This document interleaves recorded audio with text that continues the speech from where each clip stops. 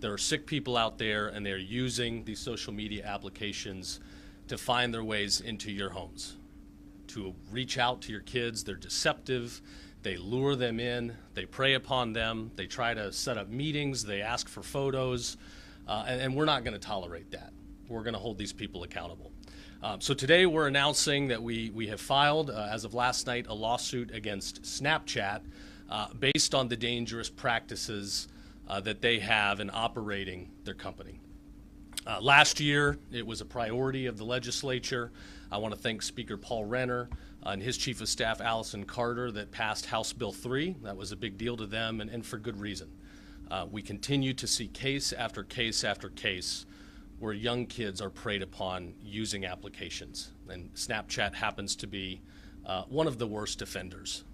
Just recently, as Rita can tell you, we were tracking a registered sex offender who for months was online pretending to be other people, seducing young people into sending photographs. House Bill 3 added protections where young teenagers and kids are not allowed to have access to these social media applications. People that are 15 or 16 can have access so long as there's parental permission and that parents have the opportunity to engage in various controls and opportunities to track and know what their kids are doing. And again, this is a decision for parents, but I encourage everybody at home, please pay attention. Know what your kids are doing on the devices and understand the risks, the dangers that are out there.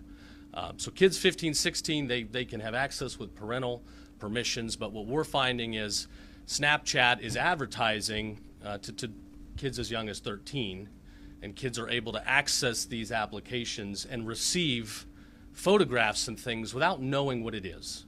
There are not proper procedures to make sure that we know what kids are receiving before they receive them. I've never had Snapchat personally, so this has been a learning experience for me, but our investigators show where these things disappear very quickly. That's the inherent nature of Snapchat. Photos, messages, they're sent and immediately disappear, which has made this a favorite application for the predators that are out there and want to get access to our kids. We're going to be putting these bad guys away, and we're going to be going after companies that operate in a dangerous manner that puts our kids at risk. We also just last week started an investigation into Roblox. This is another online application that enables young people to come in and play games. However, again, this is creating this network where adults, sick people that are out there, pretend to be others, develop relationships, and take advantage of this platform to try to go after our kids. We're not going to tolerate that, not for a minute. We've got millions of people here in Florida that use Snapchat, and tens of thousands of them appear to be teenagers. So we're going to crack down. We're willing to work with all these companies. We hope that you will want to be cooperative and will want to protect our kids. The sex offender, child predator stuff aside, the nature of these applications is also such that it messes with the minds of kids. They design these things. We've got evidence to be addictive, where there's the constant scrolling, there's push alerts that hit you throughout the day. There's other strategies used to incentivize people to communicate more frequently with others on these platforms. We're seeing increased, mental health issues, increased suicides. Kids are reacting and changing in a very dangerous way when they spend hours and hours on these platforms that, again, are designed to be addictive. So we're going to be monitoring those things as well. We've got various consumer protection arguments that we're raising, many of these coming from House Bill 3 from last year. In Florida, we don't just walk the walk, we talk the talk. So I was glad to see our legislature pass this important bill to protect our kids, and we're here to follow up with enforcement here today. So I appreciate you being here. I appreciate our statewide prosecutors for the wonderful work they do to fight to keep our state safe, strong, and free. So with that, I will turn it over to Rita. We're going to do this quite a bit now. I know. Thank you, General. I am very thankful to be part of a team that puts the protection of our children first and foremost in the state. I've been prosecuting sex crimes and child exploitation for approximately 26 years, and I have seen the face of prosecution change dramatically. With the advent of technology, I've had to learn new and different ways that our individuals who are trying to prey on our children are going to target them, but social media has brought it to a whole different level. Apps like Snapchat give these predators an opportunity to go almost undetected to gain access to our children, and it provides a challenge for prosecutors, but we're here to meet that challenge. Children who have access to these applications are not being sufficiently protected by these applications and by these companies. In fact, some of them don't even work very well with law enforcement when we actually try to get assistance in protecting these children, to the point that they inform these predators that we are seeking information through subpoenas or search warrants. So they put up roadblocks for us to get the protection for our children. But in addition to the passion that this office has for protecting our children and the most vulnerable in the state and in trying to carry that mission out, I'm speaking as a mother of a now adult but was a teenager who grew up in the advent of social media for teenagers. And I was not immune to the challenges that poses for parents these days. My daughter came to me several times when she was approached online in the social media apps with unwanted solicitations and unwanted photographs that no 14 or 15-year-old should ever have to see. We quickly learned how to protect her, and I prosecute these cases. And we made her account private, had a very long discussion with her, and blocked these users. But I had to do that. I had to take that proactive step. The social media apps didn't assist, even if I sent them the message.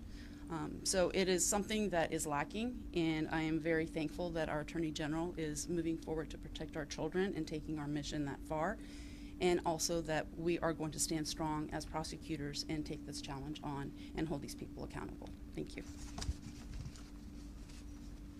Thanks, Rita. Paige, you want to say something?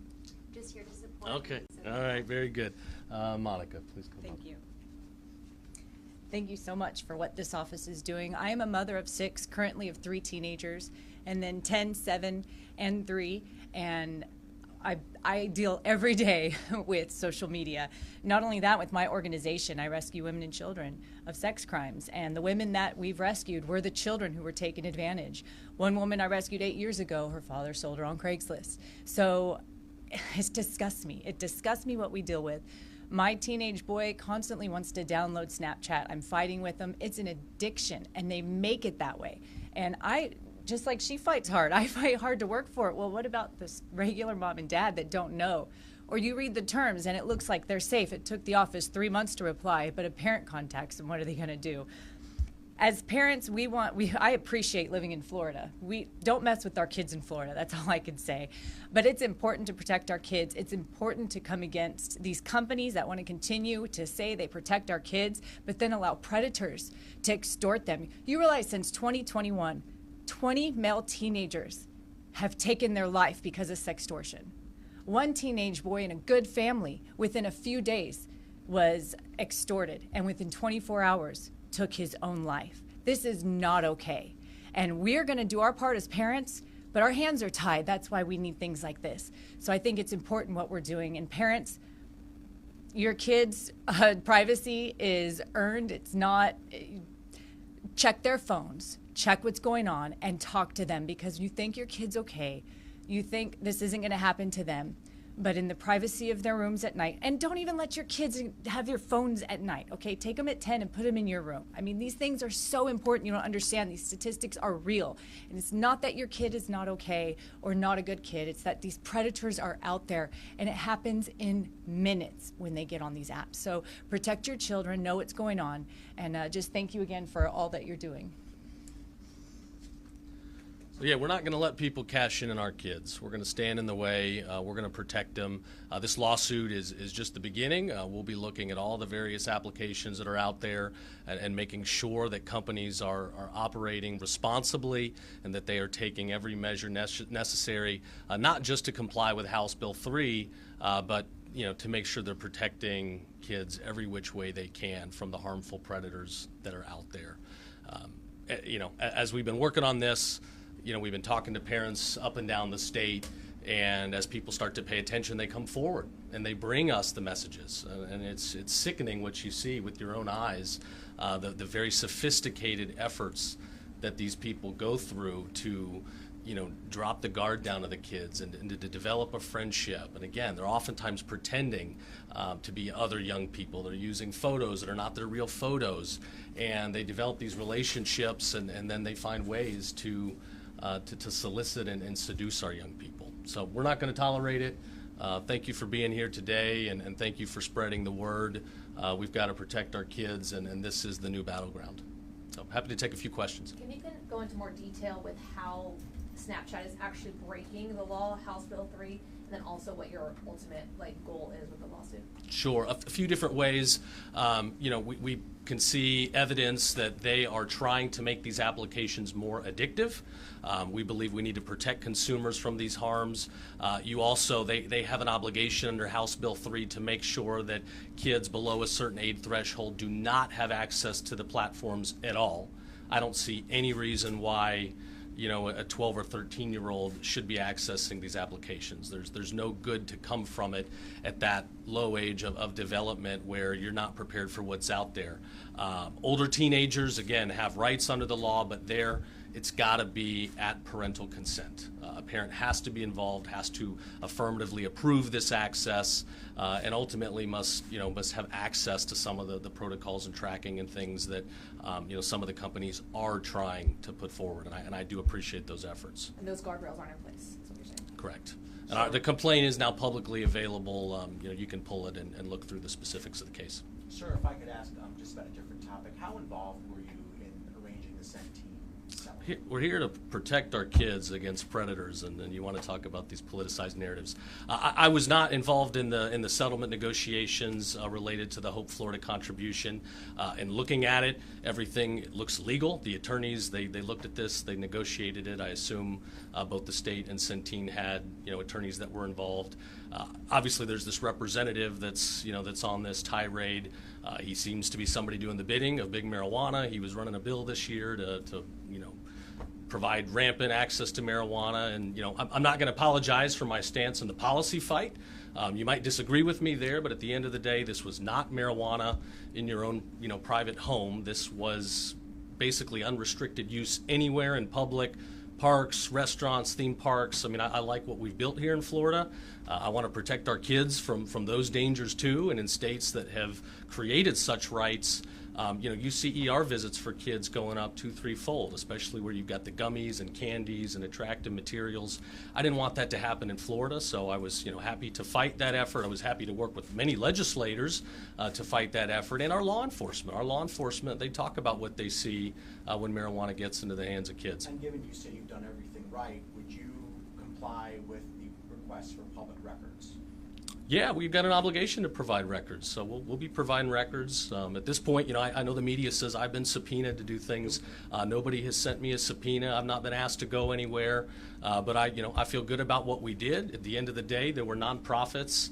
C3s and C4 entities can absolutely support issue committees. I think the media misunderstands the difference between issue committees and political candidate committees under the IRS code. An issue committee can fight against a ballot initiative, and I'm very thankful those groups stepped up and helped us secure a big win. You don't think it'll have to come to a subpoena? I haven't received any subpoenas, But no. it won't have to come to that. I have obligations to turn over public records. I'm committed to doing so. Sir, but we do know that the $10 million that went from the settlement to Hope Florida was in fact Medicaid dollars that are regulated. And now that we know that, do you believe that it was legal to transfer that money and then use it for political advertising? Again, I wasn't part of securing the deal that was struck. My understanding is that there was a sweetener in there, that the Centene's estimated harms to the state was 57 million, and that there was a sweetener put in there because the state was acting in good faith. But again, if it's a contribution to a 501c3 entity, that is not state dollars, that is not Medicaid dollars. But I'll let the lawyers that worked on the deal. That explains that that's not the case. I have not seen the reporting today, but again, my understanding is that this was a sweetener in addition to other numbers that were being negotiated. Again, I wasn't part of that deal. I did run the effort to oppose Amendment 3. I'm glad for what we did. I stand ready to fight if they want to come back and push marijuana deep in public places in society where you can't get away from it. Again, we got a big medical program that's regulated. People that need marijuana for medicinal reasons, they have access to it. I think it's a very robust market. And people that want to do it in the privacy of their own home, that's a very different situation. But public use, where it's around our kids, where we can't get away from it, where it challenges the way of life we hold dear, I do take a problem with that. So does anybody have a question about protecting our kids? I'm kind of tired of the politicized narratives. When it comes to Snapchat, do you have evidence that they know that they're allowing young people, 13, 14, onto the site when you say it should be 15, 16? Yes. And that evidence is in what form? We've got tons of evidence and witness testimonies. We've got a robust record that will come out during this case. And again, I directed you to take a look at the complaint that's been drafted that I think will be eye-opening for you. Is there anything new with the FSU suspect? Do you know if he is out of the hospital yet and about any charges that could come about? I don't have additional information there. We've been running around in Tampa all day today, busy day, but I will say this. After watching some of the security footage there at the campus, I can't say enough good things about the campus police that responded. Those guys were heroes. To get there in 60, 90 seconds, in a matter of minutes after gunshots are fired, that's something you see in the movies, but it's not easy to actually respond that quickly in real life. Those guys deserve a lot of praise. I think they saved many lives that day. Are you going after Snapchat to shut down or to just put the proper guardrails in place? Well, I want proper guardrails in place, most certainly. I think there will be some damages for the conduct. And I'll echo again, we're not just trying to go after companies to go after companies. If people are willing to work with us, I understand we're at a new era and technology's everywhere, and there are a lot of uses to it. I mean, it helps me to have technology to keep in touch with a lot of friends. But if there's knowledge that it's allowing predators to come in, and again, I think Snapchat is unique in that the disappearing element, incentivizes predators to come in where it's tough to keep a traced record. But we've got an evidentiary record that we feel very strongly, supports that Snapchat has violated the law, and we want to hold them accountable. Do you know how many child victims there are in the state of Florida because of Snapchat, or how many people would be? I don't have a solid number on that right now, but it's not insignificant. Do you have anything to offer to parents? What should parents do? What can they look out for? What advice can you offer to parents? Across all the social media platforms, what Sure. can they do to kind of help their kids navigate this? Well, the first thing is communicate. You got to be real with your kid and let them know there are dangerous people out there. If somebody is trying to message you and you don't know who that person is, you don't have a preset friendship. It's not a kid from school. It's not a family member. It's just a stranger out there. You have to assume the worst. You don't know who that person is. You don't know if their identity that they're putting forth is accurate, and you have no idea what agendas they have. And that goes for some of these video game and other websites as well. Research the parental controls that are available. Some of these sites are doing a good job of allowing parents the opportunity to track where they can see everything their kids are doing, to prevent their kids from being able to receive messages from people that aren't already in a core network.